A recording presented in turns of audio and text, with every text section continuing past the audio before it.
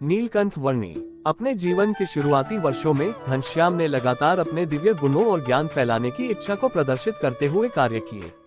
धर्मदेव और भक्तिमाता के निधन के बाद घनश्याम ने 11 साल की उम्र में भारत भर की यात्रा करने के लिए घर छोड़ दिया।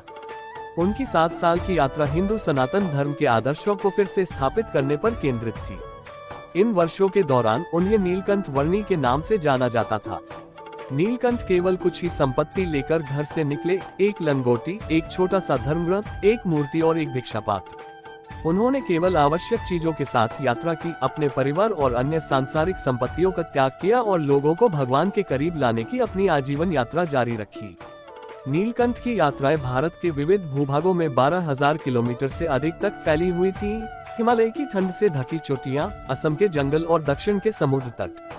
युवा योगी की तपस्या और साहस ने उन अनगिनत भाग्यशाली लोगों को आश्चर्यचकित और प्रभावित किया जिनके साथ वह संपर्क में आए। श्रीपुर गांव में नीलकंठ को एक शेर के बारे में चेतावनी दी गई थी जो ग्रामीणों को आतंकित कर रहा था। स्थानीय मंदिर के महंत ने नुकसान से बचने के लिए नीलकंठ से मंदिर की दीवारों के अंदर रात बिताने का आग्रह किया। नीलकंठ ने निमंत्रण ठुकरा दिया और गांव की दीवारों के बाहर एक पेड़ के नीचे रात बिताई। युवा लड़के के डर से महंत ने अपनी खिड़की से बाहर झांका। शेर को शांति से नीलकंठ के चरणों में झुकते देख वह आश्चर्यचकित रह गया।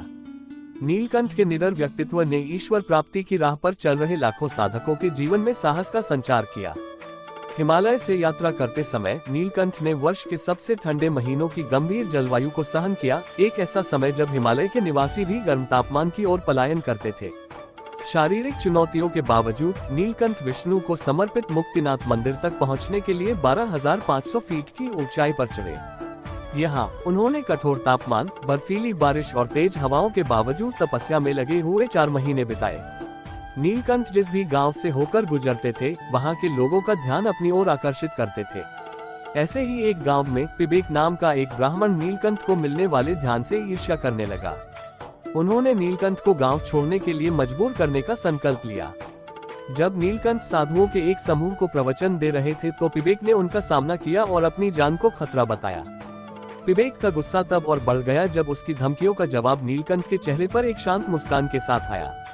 पिबेक ने नीलकंठ को जो श्राप देने की कोशिश की वह काम नहीं आया, जिससे वह और अधिक क्रोधित हो गया। पिबेक ने नीलकंठ को हराने में मदद के लिए अपने पसंदीदा देवता बटुक भैरव को बुलाया।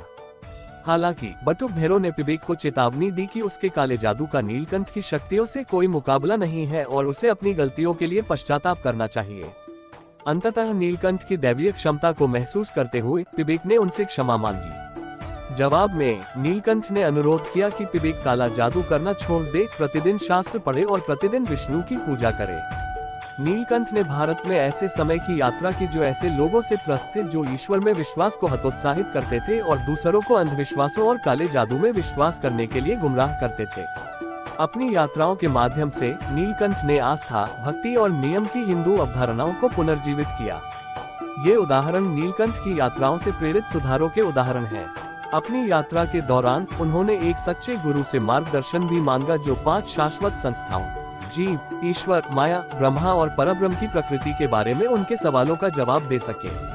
पश्चिमी गुजरात के एक गांव लोज में नीलकंठ के आगमन से पहले उन्हें कोई ऐसा व्यक्ति नहीं मिला जो इन सवालों का पर्याप्त उत्तर दे सके। लोज में उनका परिचय रामानंद स्वामी के शिष्य मुक्तानंद स्वामी से हुआ, जो उन सभी लोगों की तरह जो पहले नीलकंठ से मिले थे, नीलकंठ की कहानी से बहुत प्रभावित हुए। नीलकंठ रामानंद स्वामी के संप्रदाय से प्रभावित हुए और उन्होंने उनसे मिलने के लिए कहा।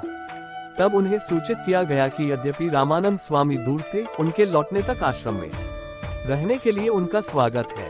अपनी यात्रा के दौरान कई आश्रमों में इसी तरह के प्रस्तावों को ठुकराने के बावजूद नीलकंठ रामानंद स्वामी से मिलना चाहते थे।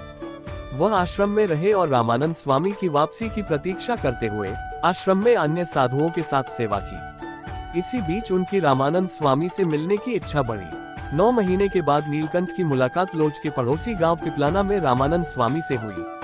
उनसे मिलने पर रामानंद स्वामी ने खुद की तुलना एक ढोल बजाने वाले से की, जिसने मुख्य अभिनय की प्रस्तावना की तरह सच्चे कलाकार के लिए भीड़ इकट्ठा की थी। रामानंद स्वामी ने अपने शिष्यों को बताया कि नीलकंठ मानव रूप में भगवान थे और मुक्ति का मार्ग थे।